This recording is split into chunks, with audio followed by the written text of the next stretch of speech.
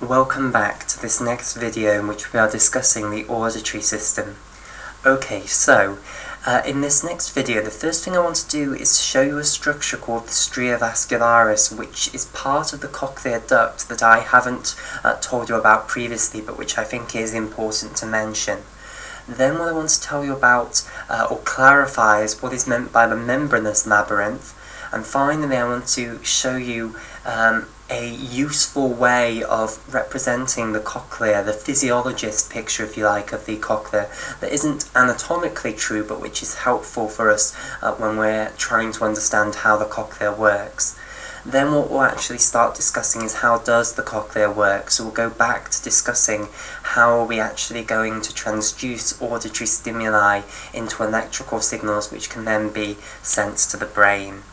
Okay, so to begin with then, I want to show you the stria vascularis. So to show you this, I'm going to draw another one of these cross sections where we're seeing a part of the cochlea, a part of the spiral canal in transverse cross section, if you like.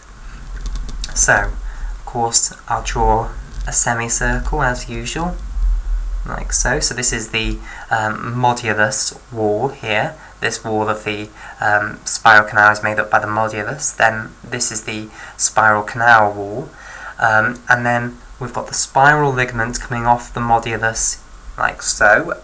And then I'll just draw on the two membranes that we've discussed already. So we've discussed the basilar membrane there in red, and we've discussed Reisner's membrane, which I'll draw here in orange, and we know that that splits the spiral canal into three separate chambers: the scala vestibuli, which is the most anterior one, the scala media, which is the one inside the actual cochlear duct, and then the scala tympani here. And remember, the reason the scala vestibuli is called the scala vestibuli is because it's continuous with that perilymph that surrounds the vestibular ducts. Now, the new thing that I want to put on this picture is the stria vascularis, which I'll have in green here, which is this final wall of the cochlear duct, if you like. So here now is the cochlear duct. So in green here, this is representing the stria vascularis. And the function of the stria vascularis is to create the endolymph. So you remember me telling you that the scala media is filled with a fluid called endolymph, which is very different to the perilymph, which is in the scala vestibuli and the scala tympani. Remember, endolymph has a very high sodium concentration, but also, which is more unusual for a extracellular fluid, and maybe even unique to the endolymph here, a very high potassium concentration. And remember, this gives the endolymph that higher electrical potential, i.e. the endolymphatic potential, which is 80 millivolts higher than the electrical potential of the perilymph. Okay, so the stria vascularis then, it's that final wall of the cochlear duct, if you like, and I wanted to mention it because it creates the endolymph, which is extremely important, as we'll see later, as part of the auditory transduction process. Okay, so the next thing I want to clarify is what is meant by the membranous labyrinth. Okay, so I talked about what was meant by the bony labyrinth. So the bony labyrinth meant the spiral canal, the modulus, the vestibule, and the semicircular canals. The membranous labyrinth, hopefully you can guess what this is. This is the portion inside of the bony labyrinth. This is the cochlear duct within the cochlea there. That's part of the membranous labyrinth, but it's also all of those vestibular ducts, so the ductus reunions, the saccule, the utricle, and the semicircular ducts. All of those are part of the membranous labyrinth. So inside the bony labyrinth you have the membranous labyrinth. So I just wanted to clarify that term. Finally, before we actually go on to discuss how the auditory transduction process is going to work, what I want to do is show you a physiologist's picture of the cochlea. Okay, so we're going to forget the vestibular component of the labyrinth now. So the vestibule and the semicircular canals, we're forgetting those now. We're just interested in the cochlea. And we know that the cochlea is wrapped around, well, the spiral canal is wrapped around the modulus, which is in the centre, and that makes the cochlea. That's the correct anatomical picture. However, for a physiologist, there is a nicer picture, an easier picture to work with, which looks like this. And the basic idea is that we're going to imagine unwrapping the spiral canal. We're going to unwrap it from the modulus, and we're just going to stretch it out. And as far as the function of the cochlea is concerned, it doesn't matter that the spiral canal is usually wrapped around the modulus, and it's easier on the mind to draw a picture of it where it isn't wrapped around the modulus. So this, if you like, is the physiologist picture of the cochlea. Or the spiral canal, we just stretch it out like this, and then we've got the three compartments, which I'll split up now. Okay, like so. So this here, this would be the basilar membrane. Okay, so I want you to understand how we're doing this. We have effectively rotated it round as well. So this is the anterior portion, this is the posterior portion, as it would be around the cochlea. So we've rotated it around 90 degrees, if you like, to put it in the plane that it is in now. Okay, so this is the posterior membrane here, and then we'll have Reisner's membrane here in orange, and there's the point where the two of them seal together to seal up the cochlear duct at the end.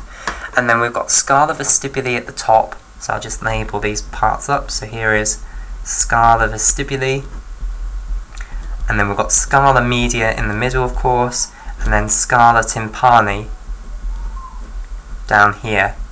And what this picture nicely shows us is where the helicotrema is, because here, this is the communication between the scala vestibuli and the scala tympani, which would be right at the apex of the cochlea when this spiral canal is wrapped around the modulus. So this is the helicotrema. So this is often the way that physiologists will draw the spiral canal, just because it's easier on the mind seeing it like this rather than imagining it wrapped around the modulus. But of course, this thing is really wrapped around the modulus. Okay, right, so those are the three little points that I wanted to go over just before we go any further. So, what I now want to do is continue on with the story. So we have discussed what is sound. We've discussed that sound is this propagating disturbance in air pressure. It's propagating compression followed by rarefaction, compression followed by rarefaction. The amplitude is about how much compression and how much rarefaction you get, and the pitch or the frequency is all about how quickly are you moving between compression and rarefaction, compression and rarefaction. Okay, so now what we want to see is how is sound going to actually cause a disturbance inside the cochlea, and then how is that disturbance inside the cochlea going to be turned into electrical signals propagating up nerve cells.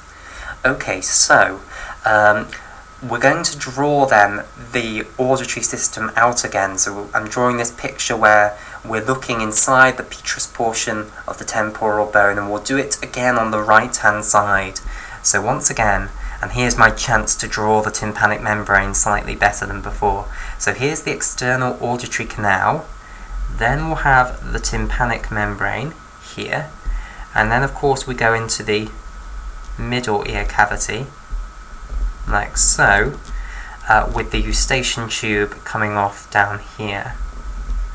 Okay, and we'll put the labyrinth in later. And in fact, actually no, I'll put the labyrinth in now. So I'm not going to draw the entire labyrinth, I'm just going to draw the cochlea now, because we don't need the entire labyrinth for our purposes. So here is going to be the cochlea. So there's our first turn, and I'm sorry, it's gone a little bit wrong, but never mind. First turn, then we've got our second turn, and then our next half a turn there. So there is our cochlea. Okay, right. So what I now want to discuss then is how is the sound going to actually cause a disturbance inside the cochlea, and this is going to involve discussing the tiny little bones known as the ossicles. So first, let me just label some of the essential structures again up on this picture, and the one that I want to label is this tympanic membrane here. Okay, so when we hear a sound, and for the purposes of this video we will just imagine very simple sounds. We'll imagine sounds that have a single frequency. So again, what I'll do is I will put, or a constant frequency I should say, rather than a single frequency. Okay, so I'm going to put my xylophone here again. So here are the bars of the xylophone, and let's say we have hit one of the bars of the xylophone here. So let's say we've hit the big bar here, which will have the lowest frequency sound. So what this is now going to cause is it's going to cause propagating compression and rarefaction, compression and rarefaction. And what's going to happen is the sound is going to propagate up the external auditory canal here to the tympanic membrane, and you're going to get this oscillation in air pressure occurring in this space just in front of the tympanic membrane here. So again, allow me to draw out one of those graphs. So here we'll have time on the x-axis, and we'll have air pressure on the y-axis here. So initially air pressure would have been going along at some constant, and we're doing the pressure just in front of the tympanic membrane here. So before the sound occurred, whilst everything was silent, the air pressure will have been at some constant level. Then we hit the xylophone bar here, and what's going to happen is we're going to get propagating compressions and rarefactions, compressions and rarefactions. Okay, so when I hit the xylophone bar down, depending on which way the bar is oriented with respect to the tympanic membrane, let's say that the side that I hit is closest to the tympanic membrane, which means that rarefaction is going to be the first one that propagates up to the tympanic membrane, because if I hit it, it will go down, causing lower pressure over the top, and that's the side that's close to the tympanic membrane. So rarefaction will happen first, then it will oscillate back upwards, and we'll get compression. So we'll get the air pressure oscillating like so. Okay, so the pressure here is going to be oscillating like that. What's that going to do to the tympanic membrane?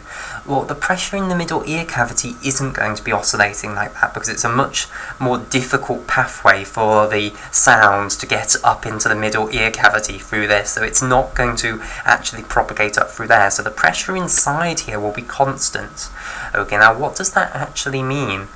Well, that means that you're going to get a pressure difference across this membrane, and pressure differences means that there's going to be a net force on the membrane, so the membrane's going to start oscillating backwards and forwards. So when the pressure goes down here, the membrane's going to oscillate in this direction, because the higher pressure here will push it in that direction. When the pressure goes up here, then of course it will move in the opposite direction, so the tympanic membrane is going to start oscillating in frequency with the bar of the xylophone here. Okay, so the tympanic membrane oscillates just like the bar of the xylophone.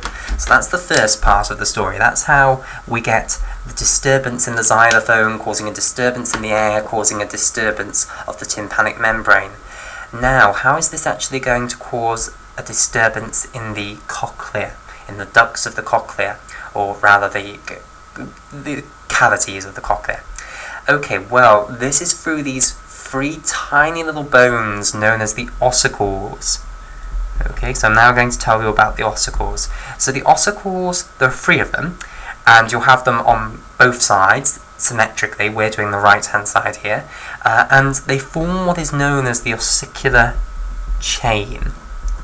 Okay, and the ossicular chain is going to conduct oscillations of the tympanic membrane to the cochlea, and is going to cause oscillations in the cochlea. Okay, so let me tell you a little bit then about the three ossicles. So the first one is known as the malleus. Okay, and I believe that malleus in some old language, most likely Latin, but don't quote me on that, means hammer. And that's because the malleus bone does look reasonably like a hammer. So I'll just decide on a colour that I want the malleus in, so we'll colour the malleus in red. So the malleus has two major parts.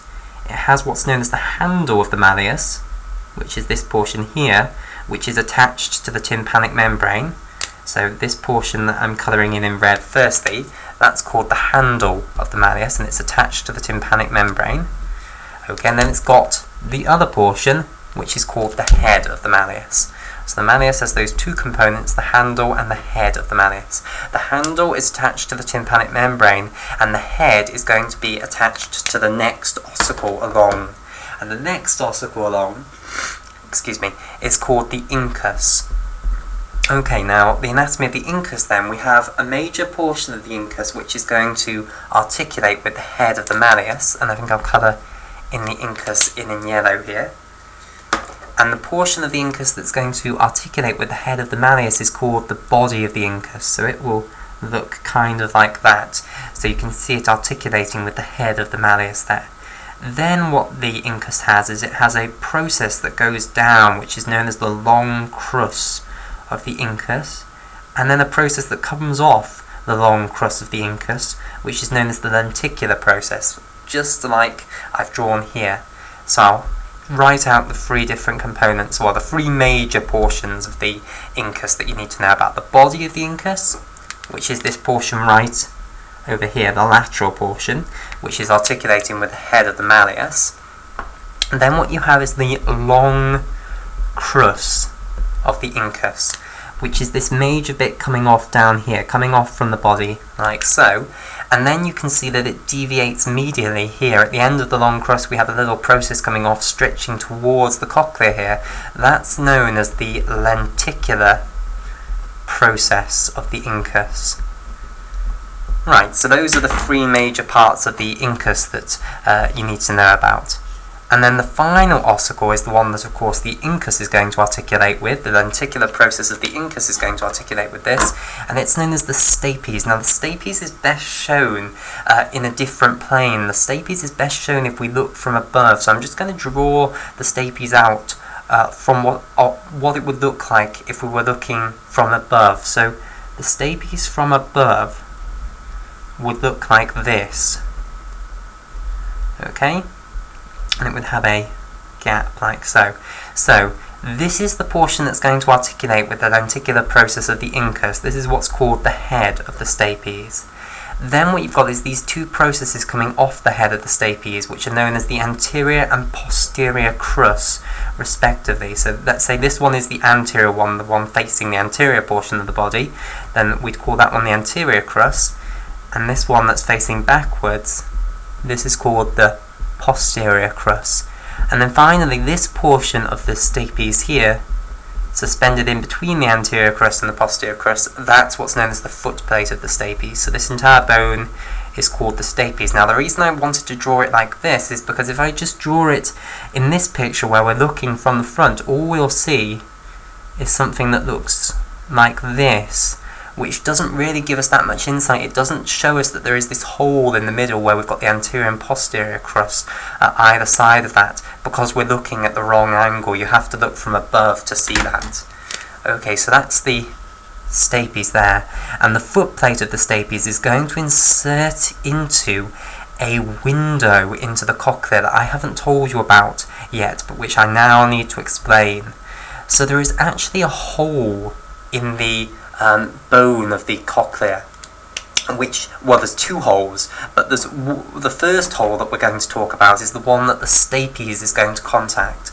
So what I want to do is I want to draw a picture looking from the lateral side at the bony cochlea so that I can actually show you these two holes that there are present in it. Okay, so I'm drawing a picture now from the lateral side, and this is what we'll see. Whoops. So here is the cochlea viewed from the lateral hand side. This is anterior, this is posterior. So let me show the three cavities again. So here is the scala vestibuli, here is the basilar membrane, here is Reisner's membrane. So again, I'll go over it. Scala vestibuli, scala media, scala tympani. Hopefully you're familiar with this now. So what we actually have in the side of the bony cochlea, on the basal turn here, so the portion that actually faces into the middle ear cavity, you're going to have two holes in the bone of the cochlea. Okay, and one of these is in an oval shape, and is in the portion that will go into the scala vestibuli, and this is known as the oval window. Okay, and this is covered by a membrane, so it's not just an open hole where the perilymph can leak out. Instead, it's covered by a membrane, but it's obviously much more malleable than the bone, and this is where the stapes is going to sit in. So the foot plate of the stapes is going to insert into this oval window here, and hopefully you can now realise what's going to happen.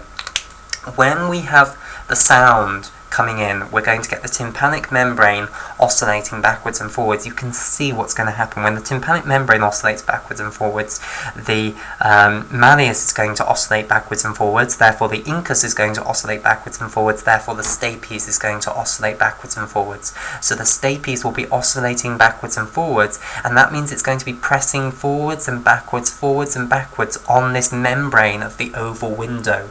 So the membrane of the oval window is going to be moving forwards and backwards, and that's going to cause compression and rarefaction of the fluid inside. So the perilymph is going to be getting squashed and then relieved, compressed and rarefacted. Okay, and this is how we're actually going to get the sound producing a disturbance inside the cochlea. Now there is another hole in the side of the bony cochlea, which is over here, and this is in a rounder shape than the oval window, and therefore this is called the round window. And this is covered by a membrane as well, and the idea is that when the stapes presses in to the oval window and compresses the perilymph, well, of course, the perilymph is fluid. Fluid is very difficult to compress. Air gases are much more easy to compress than fluids, so fluids aren't really going to compress. So if you're pushing in there has to be somewhere else where the fluid is pushing out, and that's what the round window is all about. The fluid will push out at the round window, so you'll have a membrane here, and every time the stapes pushes into the oval window, the round window will bulge out because fluid doesn't compress well at all. So instead what you're going to have is this deviating outwards to balance the pressures. Okay, and when the stapes pours out and the oval window membrane comes further back than it would usually be, then what will happen is the round window membrane will be sucked inwards. So this is here to equalise the pressures and stop the whole thing from blowing up. Okay, we'll come back to that in just a minute, because I want to discuss how this disturbance that is going to occur here is going to propagate through. How is the compression and rarefaction actually going to get from the oval window to the round window, and what's it going to do to the cochlear duct, and how are we going to transduce that into an electrical stimulus? We'll come back to all of that. Before we go on to that, I just want to mention two little muscles that are in the middle ear, which I don't think that my discussion of the auditory system would be complete without discussing. Okay, so I want to discuss the two very famous muscles that are inside the middle ear, which are known as, whoops, missed out the first bit of it, the tensor tympani muscle, and also the stapedius muscle. Okay, right. So we'll start off with the tensor tympani muscle. Now, these two muscles, they're all about trying to reduce how much disturbance the sound is going to produce within the cochlea. So if you're being exposed to very, very loud noises, these muscles are here to try and reduce the amount that those noises are going to be transduced into the cochlea, trying to reduce how much oscillation you're actually going to be getting transduced into the cochlea, so that you don't damage the cochlea. So it's all about trying to make sure that loud noises don't cause too much damage to the cochlea. So let me start by showing you the tensor tympani. So the name gives it away exactly what this muscle is going to do. It's going to tense the tympanic membrane. So it is connected to the tympanic membrane, like so, and it runs through the middle ear cavity and then inserts into the wall of the eustachian tube, like so. So this is really the path that the tensor tympani muscle follows.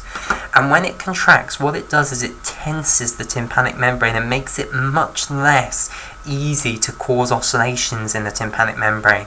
So what's going to happen is that the size of the oscillations that you're going to get of the tympanic membrane is going to be reduced. So you know, if you hit this very hard, so if I hit this bar of the xylophone very hard, we'll get large compressions and large rarefactions. So imagine taking this graph and turning it into this sort of thing. Okay, so very large compressions and very large rarefactions. Okay, that will cause a very large oscillation in the tympanic membrane. If you then tense your tensor tympani muscle, you activate the tensor tympani, it will pull on the tympanic membrane and reduce how easy it is to get the tympanic membrane to oscillate. So now for the same size amplitude sound, you're going to get smaller oscillations in the tympanic membrane, and therefore you'll get smaller oscillations in the ossicular chain, and therefore smaller disturbances in the cochlea. So it's going to reduce how loud the cochlea will actually hear that sound to prevent damage to the cochlea.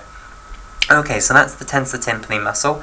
The other muscle is the stapedius, and again the stapedius, it's very difficult to show it in this plane. The best way to show it is to look from above again, so I can use this picture here.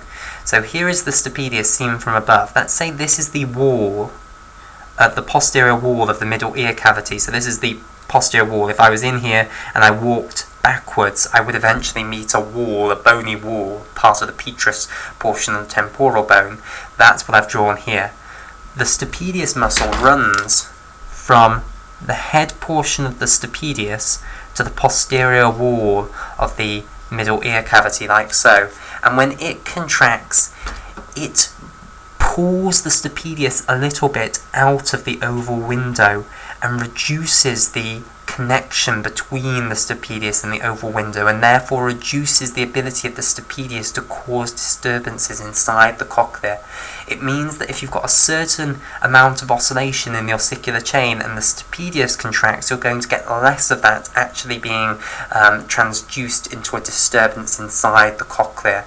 So the tensor tympani stops the reduces the tympanic membrane oscillation. The stapedius reduces the stapedial oscillation, and therefore reduces the amount of oscillation inside the cochlea. So both of these are all about trying to reduce how much oscillation we're going to get inside the cochlea for a certain oscillation in the pressure of the air.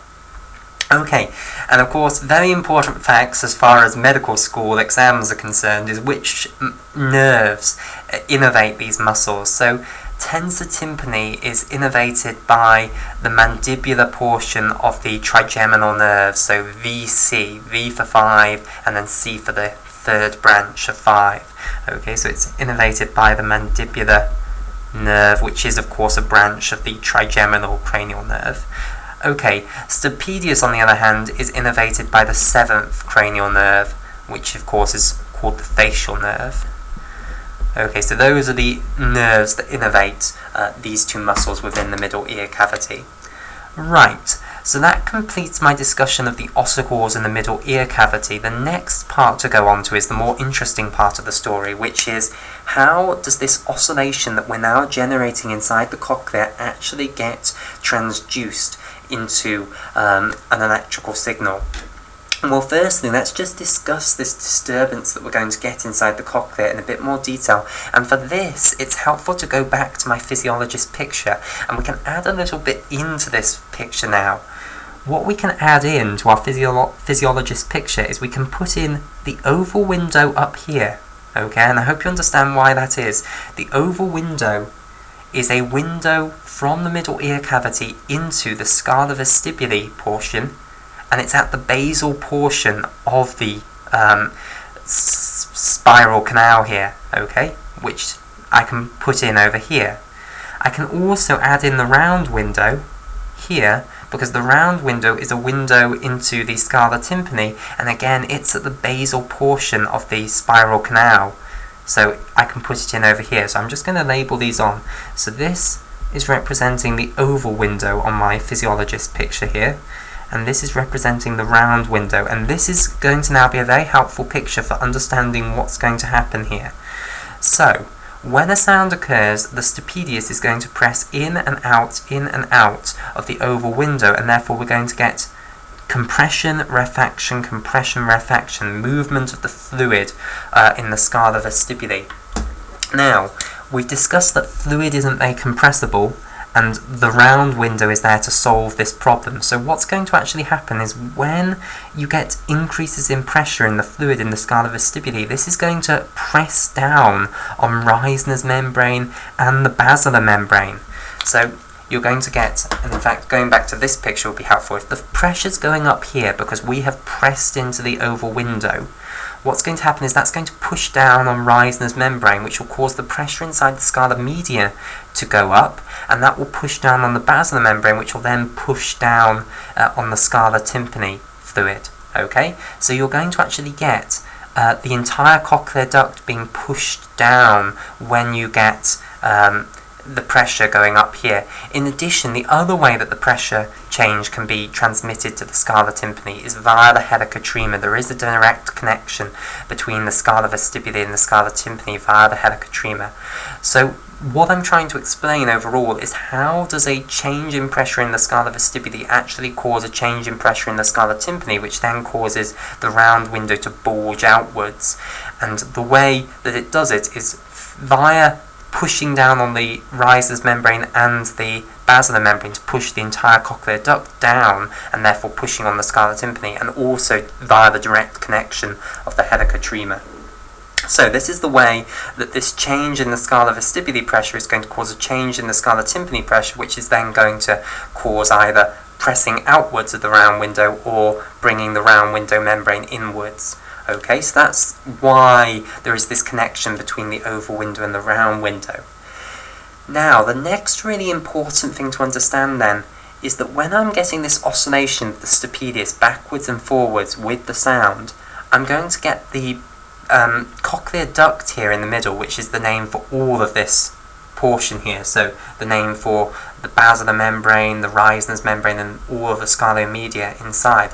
It's going to be oscillating upwards and downwards. Now here's the next really important concept. The question is the whole thing going to be oscillating upwards and downwards in exactly the same way? And the answer is no, because there is a difference in how rigid the basilar membrane is at different lengths along the cochlea.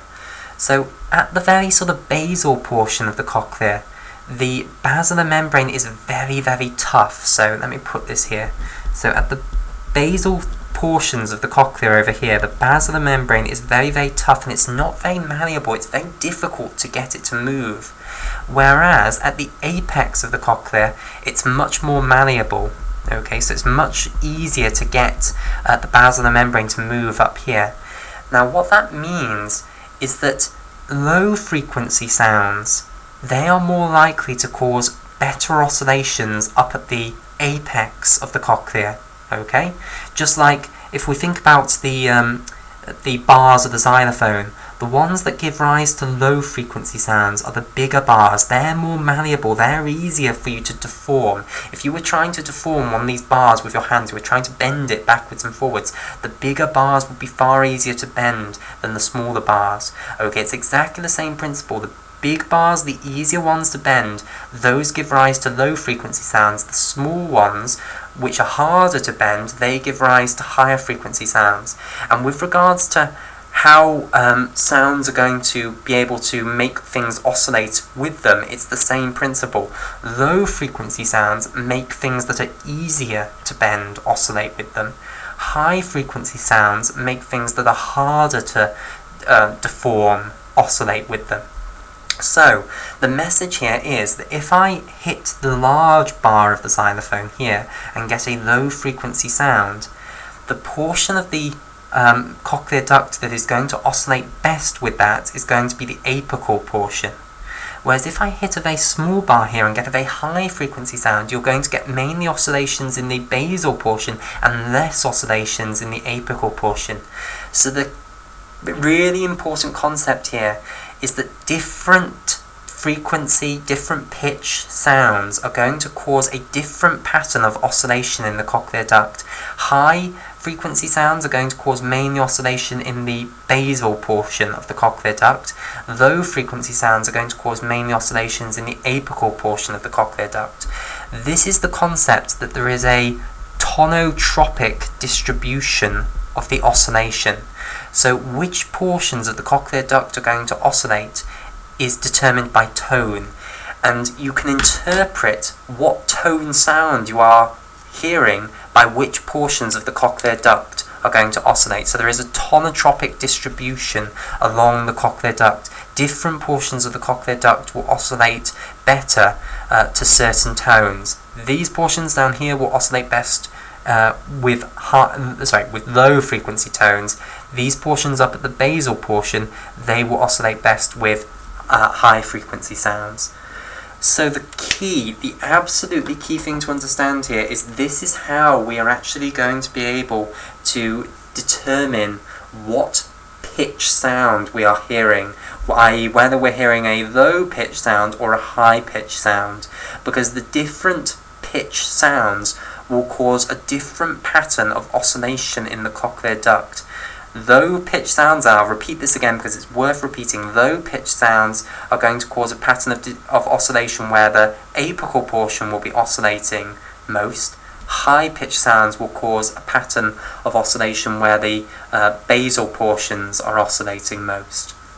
Okay, so each of the different pitches of sound will cause a different pattern of oscillation in the cochlear duct, and we're going to be transducing electrical stimuli, we're going to be creating electrical signals to encode which portions of the cochlear duct are actually oscillating, and therefore we're going to be encoding the information of what frequency sound we're actually hearing.